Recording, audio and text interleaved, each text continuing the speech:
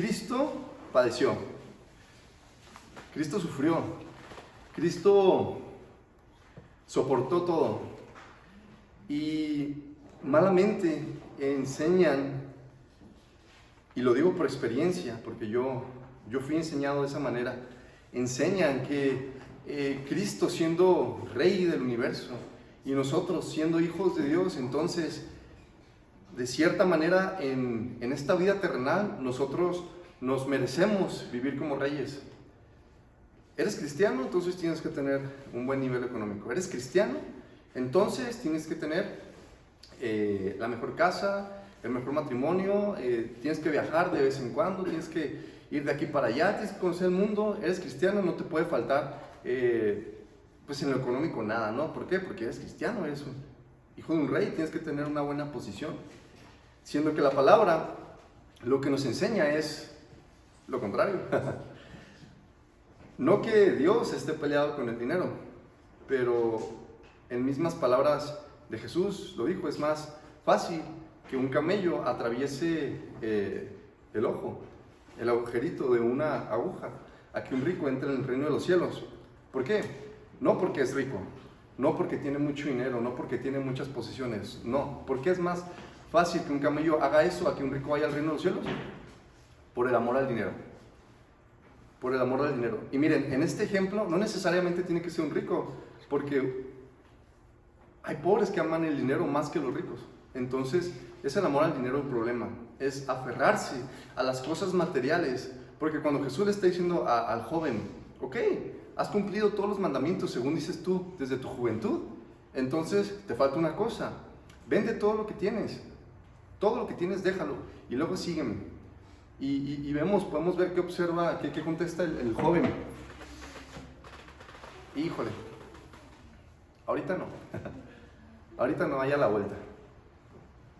Lo parafraseó. Entonces, ¿cuál vemos que es el problema? Para ricos, para pobres, para sanos, para enfermos, para casados, para divorciados, para viudos, para solteros, para hombres, para mujeres, para niños, adolescentes, adultos, ancianos. ¿Cuál es el problema para todo ser humano? No tener la vista puesta en las cosas que sí importan, lo celestial, Cristo Jesús. En el momento en que nosotros ponemos la vista en lo terrenal, Cristo viene y nos dice, deja lo que tienes y sígueme. Nosotros vamos a contestar, no puedo hacer eso. No puedo dejarlo. Entonces, hablamos la semana pasada, hay que tener por seguro que siendo Cristo nuestro Maestro, la persona de la que nosotros aprendemos, la persona que nos motiva a nosotros a vivir para Dios, para agradar, para servirlo, no podemos esperar una cosa diferente que lo que Él atravesó. Y para eso vamos a comenzar, versículo 12. Dice, amados, no os sorprendáis del fuego de prueba que os ha sobrevenido como si alguna cosa extraña os aconteciese. Hay que recordar, hermanos, que aquellos expatriados de los que vimos en el capítulo 1, aquellos peregrinos, los ciudadanos del cielo que estaban viviendo en aquel tiempo en esas ciudades donde estaban siendo perseguidos, pues eso estaban viviendo, una gran persecución. No perdamos el contexto de lo que estábamos analizando durante esta carta.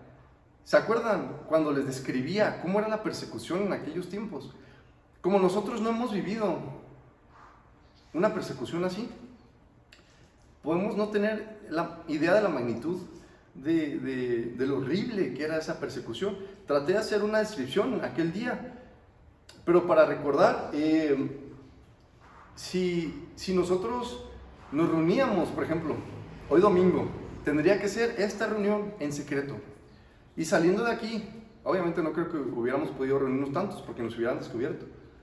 Saliendo de aquí, hay guardias atravesando las calles, atravesando las avenidas, porque han recibido la orden del presidente de encontrar a todos los que se digan ser cristianos y asesinarlos de la peor manera posible. Entonces tú y yo salimos de esta reunión. Si alguno de ellos se llega a dar cuenta que eres cristiano o que eres cristiana, va a ir por ti, va a ir por tu esposo, por tu esposa, va a ir por tus hijos, va a ir por tus padres, va a ir por tus hermanos. Los va a tomar presos y a todos los van a empalar en las calles y les van a prender fuego. O los van a agarrar y los van a llevar al Monumental y van a soltar tigres y leones para que se los coman vivos mientras la ciudad los está viendo. O los van a decapitar, o los van a desmembrar, o los van a desollar, o les van a hacer infinidad de cosas.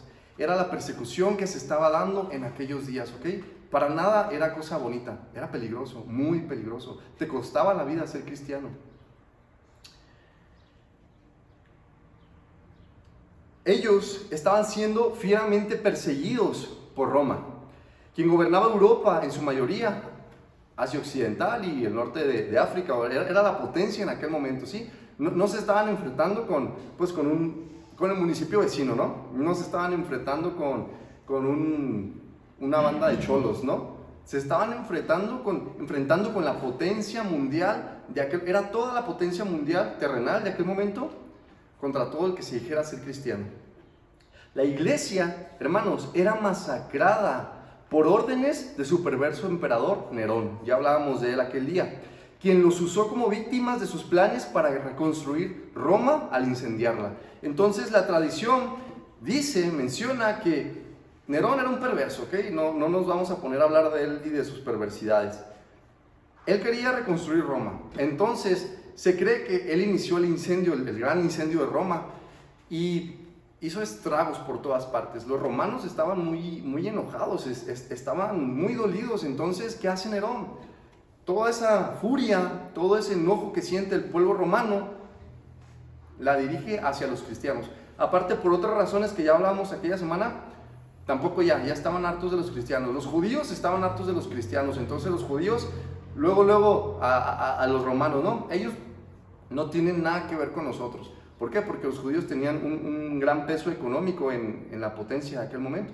Entonces ya los judíos deslindándose de los cristianos, más aparte Nerón buscando una excusa o buscando victimizar a alguien por lo que él estaba haciendo, persigan a los cristianos, dicen. Ellos tienen la culpa, ellos incendiaron Roma, mátenlos a todos ellos.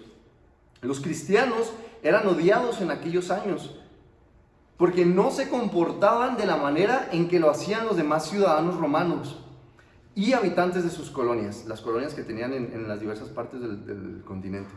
Roma imponía la adoración primeramente al César y después a todos sus ídolos. Era ley que adoraras al emperador, era ley que adoraras al César. Salve César. Estaba él y luego estaban los demás ídolos, sus demás dioses. Los cristianos nunca se doblegaron ante las deidades de Roma ni de ninguna otra nación. De hecho, Roma permitía que los judíos exclusivamente adoraran a Dios, al Dios de la Biblia. ¿Por qué? Porque, como les acabo de decir, tenían mucha influencia económica en todo lo que tenía que ver con el Imperio Romano. Entonces, a ellos les permitían continuar adorando exclusivamente a Dios. Aunque habían sido conquistados por Roma, de todos modos les permitían esa parte. Sin embargo, los cristianos, en su mayoría pobres, como dice Pedro que estábamos leyendo, desnudos, sin dónde recostarse, no tenían influencia económica, política. El blanco perfecto para perseguirlos, el blanco perfecto para decir, tú eres culpable. Iban de aquí para allá predicando que solamente Jesús es el Kyrios, el verdadero Señor y amo de la existencia, quien está por encima de todo y de todos. Por supuesto que esto molestaba a los corazones idólatras, y cuando Nerón dio la orden, ya no tenían que buscar ocasiones para perseguir a los hijos de Dios, pues ya estaban amargados en contra de ellos por la dureza de su corazón. Entonces, cuando Nerón dijo, mátenlos a todos, ya los romanos no tenían que buscar razones en sus corazones para perseguir a los hijos de Dios. Ya tenían suficientes. Fueron por ellos. Entonces, punto importante, hermanos, no es correcto analizar los textos bíblicos sin utilizar primero el contexto en el que está escrito, la historia, a quién va dirigido, quién lo escribió, qué estaba aconteciendo en aquel momento que lo escribió. ¿Por qué? Porque si no hacemos eso, podemos extraer un texto de lo que estamos leyendo y darle un significado completamente equivocado. Entonces es importante siempre analizar el contexto de las Escrituras para poder aprovechar al máximo lo que Dios quiere hablar a su pueblo. Realmente estaban pasando un tiempo muy malo nuestros hermanos de aquellos años. Y es que esa es la realidad para aquellos que viven para agradar a Dios y no a los hombres. Pues causan descontento ante todo perverso que odia a Dios y resiste a su voluntad. Esa es la realidad de los hijos de Dios. Siempre están causando descontento delante de los incrédulos. Como vimos en el pueblo romano. ¿Por qué? Porque no se comportaban de la misma manera. Como vimos la semana pasada, baste ya el tiempo que vivieron antes. Ya no están como los gentiles, dándole rienda suelta a su carne, haciendo lo que les place. Ya, basta con el tiempo pasado. Ahora son criaturas nuevas. Compórtense como criaturas nuevas. Escuchen bien, hermanos, cuando el pecado endurece el corazón de una persona, ésta se dirige a pecar cada vez más y con menor vergüenza delante de Dios y de los hombres, hasta que llega al punto de Faraón, el punto sin retorno, donde no hay más cabida para el arrepentimiento, pues Dios la ha entregado a una mente reprobada, incapaz de escuchar las palabras de vida que de él salen. Entonces, esta persona se aventura a vivir el resto de su vida odiando a Dios y a los que Dios ama, sus hijos, aquellos que viven la vida que ahora no pueden vivir, esos perversos que decidieron siempre ir en contra del santo. Eso es lo que pasa con un pecador cuando no se arrepiente. Cuando leemos las Escrituras que dice que Dios le endureció el corazón a Faraón, yo cuando lo leí la primera vez, obviamente sin discernimiento y sin ningún tipo de conocimiento bíblico, dije, qué gacho Dios. ¿Por qué hizo eso, no? O sea, ¿por qué no mejor se lo ablandó en lugar de endurecérselo? No, Dios es santo y es soberano, y aquella persona que nunca ha reconocido a Dios, nunca ha escogido a Dios, nunca ha preferido a Dios en nada, simplemente el Señor los entrega a una mente reprobada para que continúen su camino de perversión hacia la muerte. Conclusión a esta introducción que acabamos de ver. Los cristianos de todas las épocas son odiados por el resto del mundo incrédulo, no por nosotros mismos, quiero decir, no por que nosotros seamos lo que somos, o por nuestras acciones, o por algo que digamos, sino porque el Espíritu de Dios ha venido sobre nosotros para revelar la voluntad de Dios a los hombres. No conocen a Dios y sin motivos lo odian. Por consecuencia, odian a los que son de Él, porque no pueden soportar que alguien más pueda vivir una vida agradable al que es sin mancha y sin maldad. No pueden, ni está en ellos el arrepentirse y humillarse delante de Dios. Y si fuera posible, construirían de nuevo aquella torre de Babel para subir a lo alto, a donde está Dios, y asesinarlo. Porque están invadidos de pecado y maldad y son siervos y esclavos de Satanás. Así pues, les dice Pedro a los que están sufriendo aquella horrible persecución. Versículo 1, no se sorprendan del fuego de prueba que les ha llegado. No se sorprendan de las cosas horribles que les están sucediendo. No hay razón para hacer cara de sorpresa cuando algo malo acontece a los santos redimidos del Señor. No hay razón para hacer una cara de sorpresa. Una cara, ¿qué significa? ¿A qué me refiero con cara de sorpresa? Algo que no te esperabas.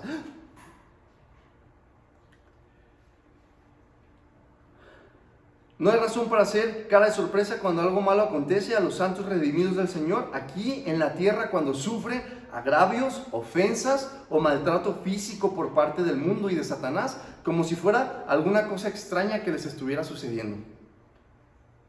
No hay razón para hacer cara de sorpresa por tan cosas horribles que suceden a los hijos de Dios, como si fuera alguna cosa extraña, como, es que eso no debería estar pasando.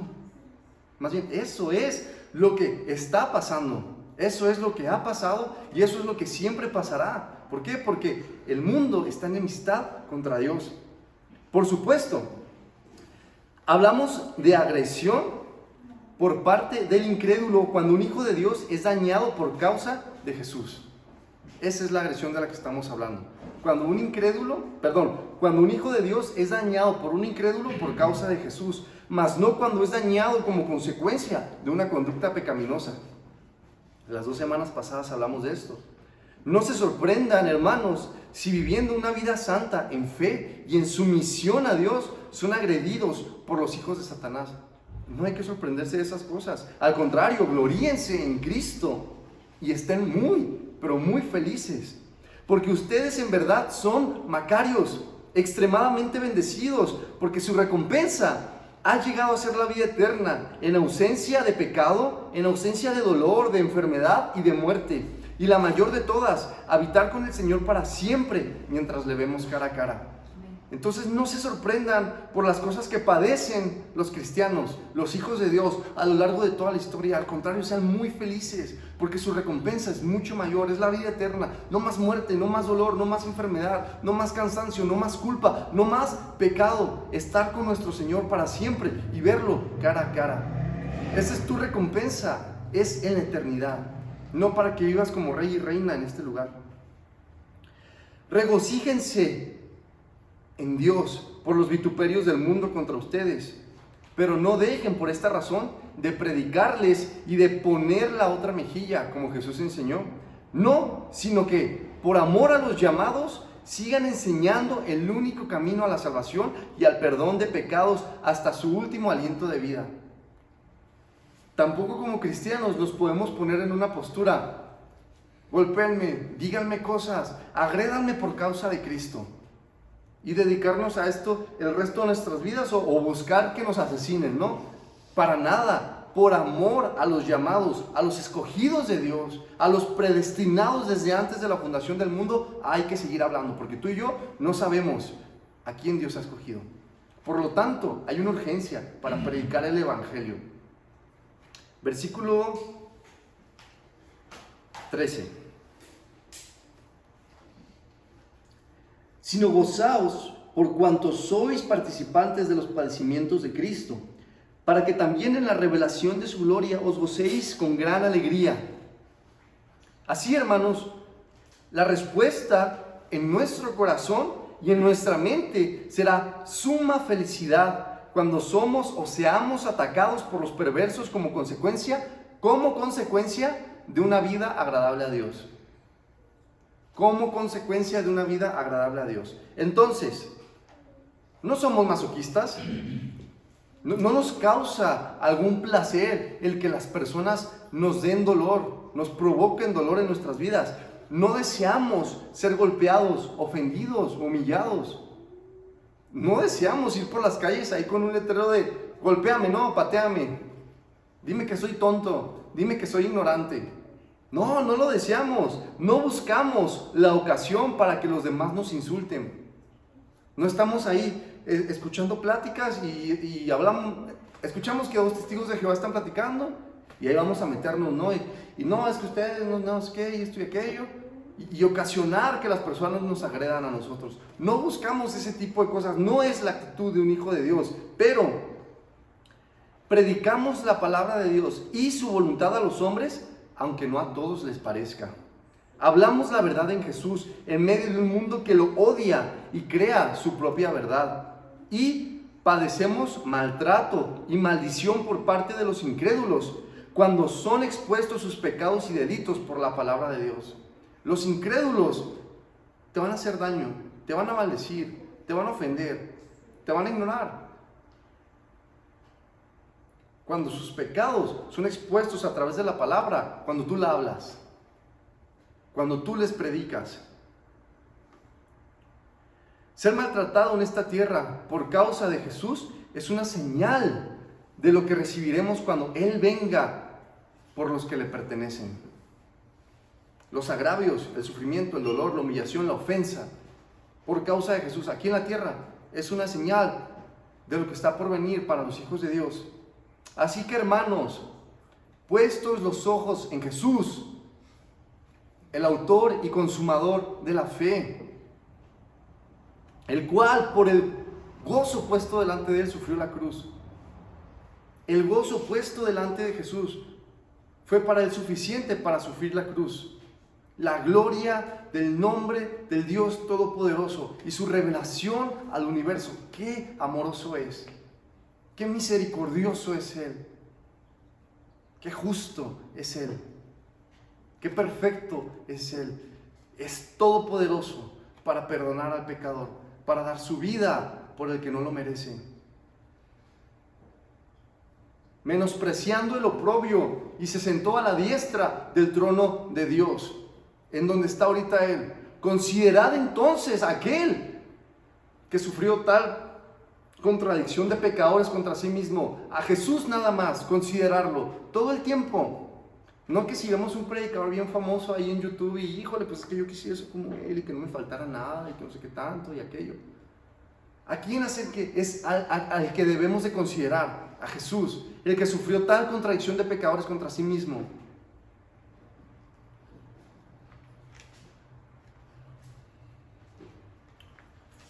Para que vuestro ánimo no se canse hasta desmayar. Lo hablamos algún domingo. La vida de un cristiano es, de una manera terrenalmente hablando, solitaria. Solitaria. Porque ¿cuántos de los que van a una congregación realmente tienen a Dios por rey de sus vidas? No me lo vayan a contestar. A veces es difícil encontrar el hombro de otro hermano con quien ir, de otra hermana con quien ir a buscar consejo bíblico, orar, clamar. Muchas, si no es que la mayoría de las veces, te va a tocar hacerlo solo, te va a tocar hacerlo sola. Muchas veces no vas a tener un hermano o una hermana cerca a quien acudir. Entonces considera a aquel que sufrió por ti. Considéralo a Él. De manera que tu ánimo no se canse hasta que desmayes, que te hartes tanto que quieras tirar la toalla. Considera constantemente a Cristo Jesús.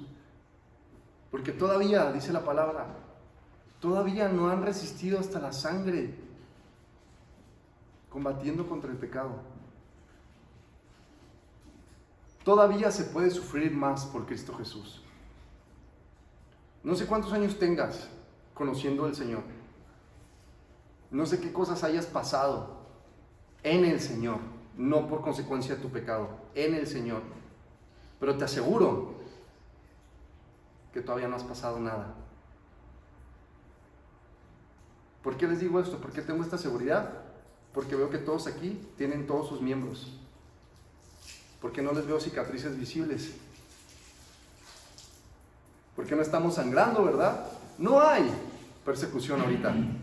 No hay persecución. Todavía no hemos resistido hasta la sangre combatiendo contra el pecado. Así sabemos que Cristo nos lo ha dado todo. A los que creemos que Él verdaderamente es el Señor y nuestra salvación. El único camino a la vida eterna y el perdón de pecados. Y Él mismo dice, al que venciere, le daré que se siente conmigo en mi trono, así como yo he vencido y me he sentado con mi Padre en su trono. Al que venciere. Versículo 14. Si sois vituperiados por el nombre de Cristo, sois bienaventurados, porque el glorioso Espíritu de Dios reposa sobre vosotros. Ciertamente de parte de ellos Él es blasfemado, pero por vosotros es glorificado. Oh hermanos, qué glorioso día. Qué glorioso día aquel que nuestro Dios fue propicio a nuestra carne pecaminosa y descendió como hombre sin aferrarse a su estado divino en obediencia al Padre para morir por muchos pecadores. Ciertamente Él sufrió y fue herido por nuestra rebeldía, pero derrotó al imperio de la muerte, llevó cautiva la cautividad y se presentó de nuevo al Padre, glorificado y lleno de toda honra y honor, por todos los siglos. Todo se sujeta a Él y no hay nada que a Él no sea sujeto. Las rodillas se doblarán delante de su santidad y poder y confesarán que Él es el Señor. Ese es tu Dios. Si tú has creído en Él, entonces no temamos, hermanos. El nombre de Dios es blasfemado a través de la vida de los corruptos y los rebeldes a Dios, pero a través de nuestras vidas Él es glorificado, porque vivimos con acción de gracias y en obediencia como resultado de su gloriosa salvación y remisión de pecados. Tenemos una grande nube de testigos de hombres y mujeres que vivieron sus vidas aferrados a las promesas de Dios. Ellos a su vez padecieron en su tiempo, pero permanecieron en la esperanza de una vida nueva y eterna, en la fe del Dios que salva. A lo largo de la historia tenemos una gran nube de testigos de hombres y mujeres que se aferraron a lo que Dios dijo, a las promesas del Señor. Aférrate a las promesas de Dios. No sé qué situación estés atravesando, pero no se compara nada a lo que han atravesado otros cristianos durante las épocas. No se compara absolutamente. Porque vivo en la misma ciudad que tú, lo sé, aquí no están persiguiendo cristianos. Hablo en lo general, sé que hay trabajos donde te menosprecian, o en tu escuela, o en algún círculo social te hacen fuchi, ¿no? No quieren hablar contigo, no les gusta salir contigo, y ya está. Pero en esta ciudad no hay persecución, todavía. Macarios, amados hermanos, macarios cuando los ofenden, macarios cuando hablan mal de ustedes a sus espaldas, macarios cuando los menosprecian, macarios cuando los expulsan de algún lugar por causa de Cristo, macarios cuando no son bien recibidos, macarios cuando son ignorados, macarios cuando son traicionados, macarios cuando son golpeados, macarios cuando son asesinados por el resplandor de la gloria de Cristo a través de sus vidas. Son bienaventurados, hermanos, porque padecen en este mundo, pero a la espera de la promesa cumplida, cuando Él aparezca por segunda vez, sin relación con el pecado, para salvar a los que en Él esperan.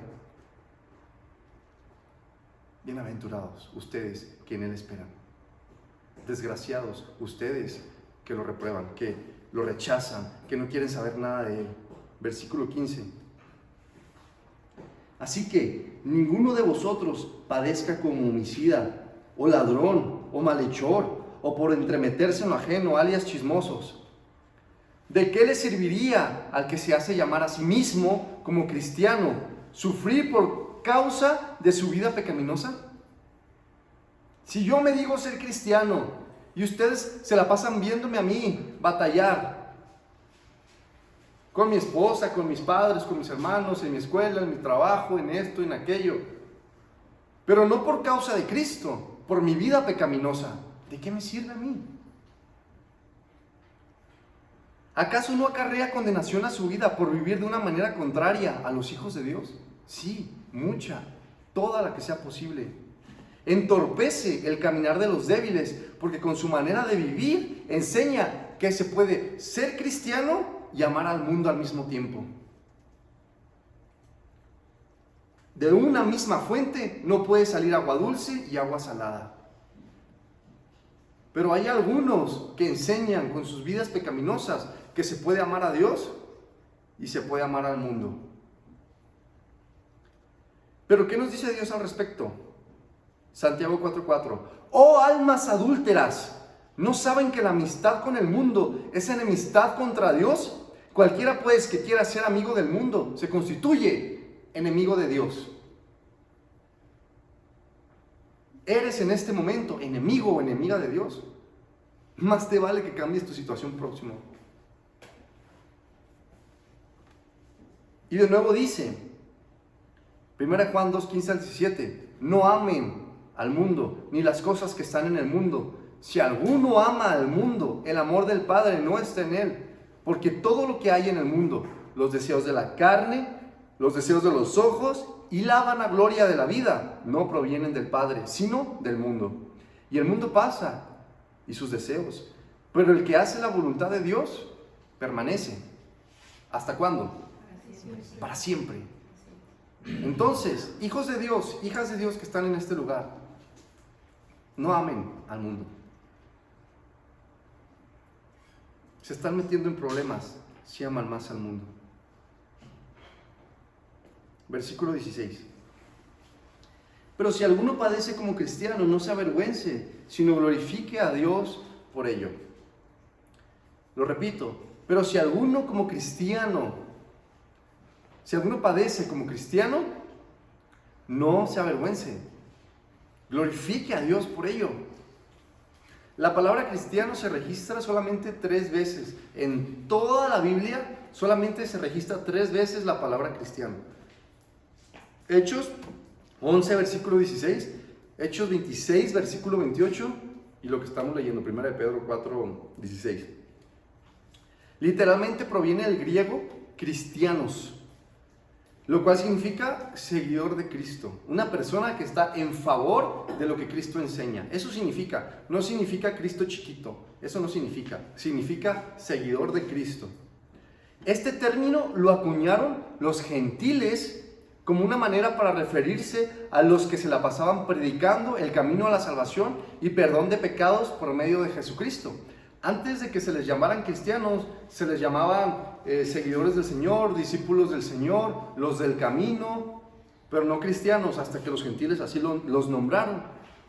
No fue hasta después, dato para su conocimiento, no fue hasta después del siglo II que los mismos hijos de Dios se apropiaron de ese término con mucho orgullo como referencia a sus vidas entregadas al Señor. Cristiano era una palabra pero muy peligrosa. Siendo una de las más populares, si te llamaban cristiano, en el tiempo que estamos leyendo ahorita en 1 Pedro, si alguien te llamaba cristiano, era motivo suficiente para perseguirte hasta quitarte la vida o echarte en una prisión. Nadie quería que en la calle te dijeran cristiano. Te iban a investigar, te iban a perseguir, te iban a asesinar. Cristiano era una palabra muy peligrosa. Hoy en día vemos cosas muy diferentes. Podemos ver que cualquier persona, si se le da la gana, puede hacerse llamar cristiana, porque esto no representa un peligro para su vida, al contrario, un estatus más elevado o de preeminencia entre la sociedad, ¿verdad?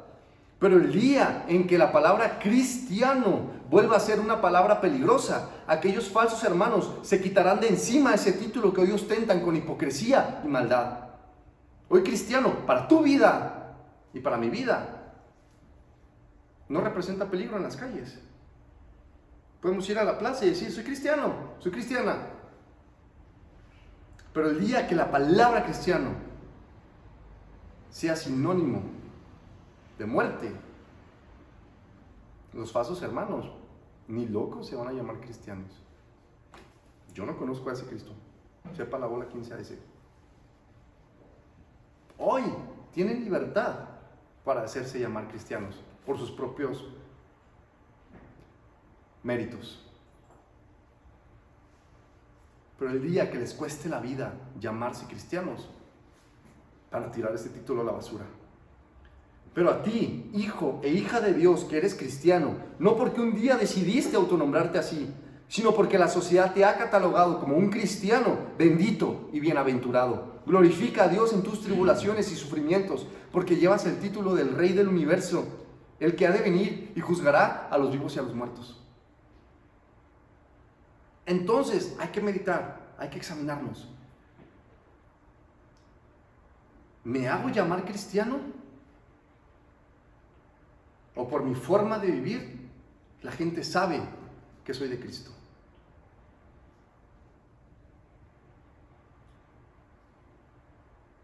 Si yo no le digo a alguien que soy cristiano, ¿se da cuenta que soy cristiano? Por mi manera de expresarme, por mi manera de hablar, por mi manera de comportarme, por mi forma de poner límites en mis conversaciones, en las personas con las que me junto. Si yo no digo que soy cristiano, ¿se dan cuenta que soy cristiano?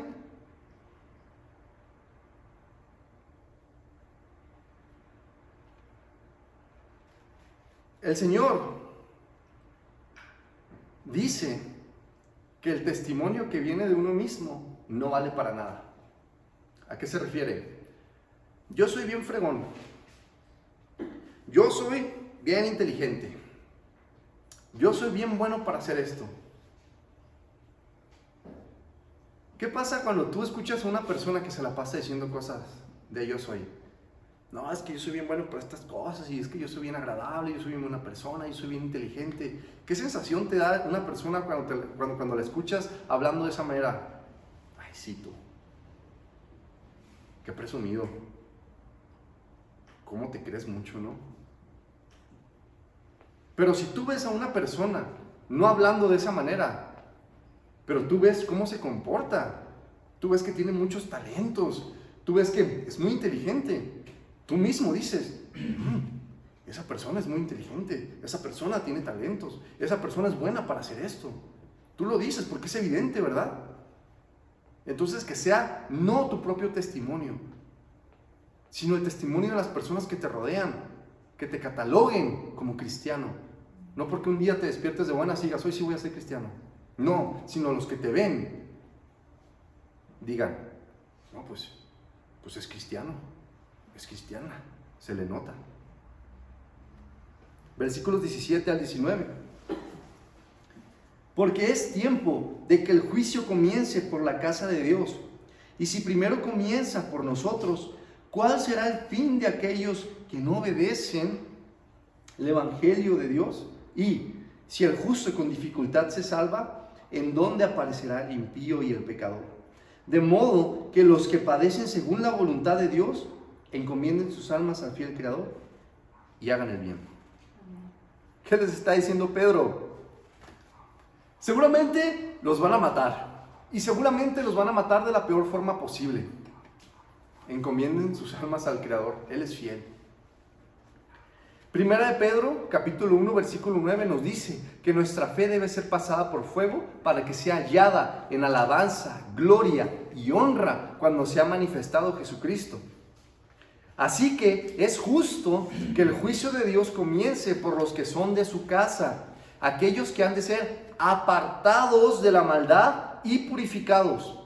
Si esta vida patea y escupe en la cara de aquellos llamados a la vida eterna, ¿cuánto más les espera a aquellos que patean y escupen a la cara del Dios Todopoderoso? El sufrimiento es inevitable en cualquiera de sus niveles para los que son hijos del que sufrió primero. Pero confíen y encomienden sus almas al que es verdaderamente fiel. Él que los creó y no los destruyó, sino que se dio a sí mismo para un día traerlos a su reino.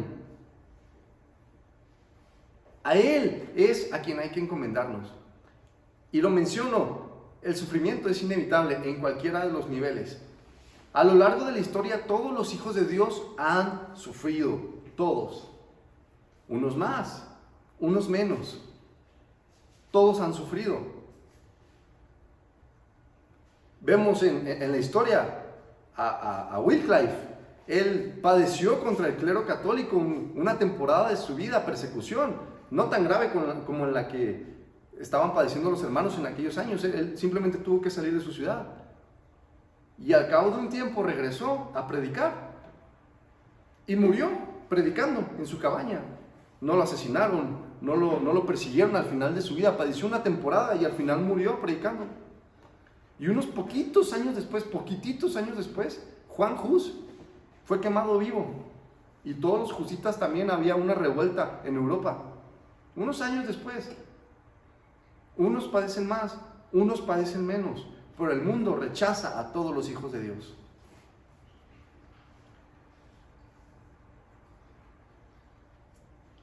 Hagan el bien, porque dice la Escritura, Santiago 4:17, y al que sabe hacer lo bueno y no lo hace, le es pecado. ¿Cuántos años tienes yendo a la iglesia? ¿Cuántos años tienes escuchando la palabra de Dios? ¿Ya la aplicas en tu vida hoy día? Bueno, sí, la gloria se la lleva a Dios, porque es su obra en nosotros. Porque tú y yo no podemos transformarnos a nosotros mismos para ser buenos cristianos, para ser ejemplo para la vida de otros a través de la palabra. No, eso es el Espíritu Santo dentro de nosotros. Pero si no, arrepiéntete. arrepiéntete de tus pecados, porque Jesús es el único camino a la vida, el único camino al perdón de pecados. No hay otro. En aquel día no vas a poder excusarte, nadie va a poder excusarse delante de Dios y decir: traté de hacer muchas cosas buenas, traté de esforzarme mucho, traté de arrepentirme. No va a ser apto, porque el único camino a la salvación es Cristo Jesús. Es Cristo Jesús. Y lo veíamos también semanas atrás. Como está establecido para los hombres, que mueran una sola vez y después de esto, el juicio. Así también Cristo fue ofrecido una sola vez para llevar el pecado de muchos, una sola vez. Y aparecerá por segunda vez, como veíamos ahorita, sin relación con el pecado, para salvar a los que le esperan.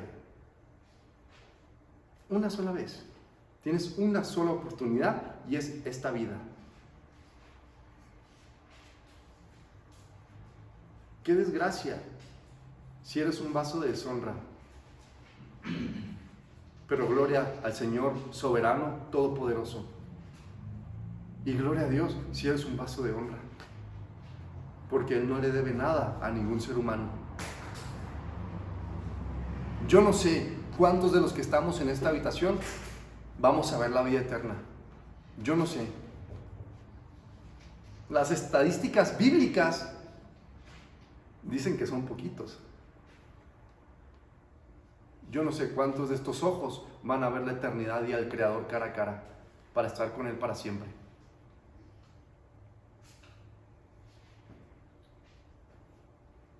Pero al que sabe hacer lo bueno y no lo hace, le es pecado. Entonces, hermanos, entregamos nuestras vidas a Cristo. Todos los días examinémonos. Todos los días examinémonos. Tenemos todavía un amorío con el pecado. Vivimos enamorados del pecado, del mundo, de lo terrenal. Preferimos lo terrenal que a Dios. Preferimos primero estar a gusto nosotros en esta tierra que hacer la voluntad de Dios y convertirnos en siervos inútiles que sirven nada más para predicar el camino a la vida eterna a otras personas.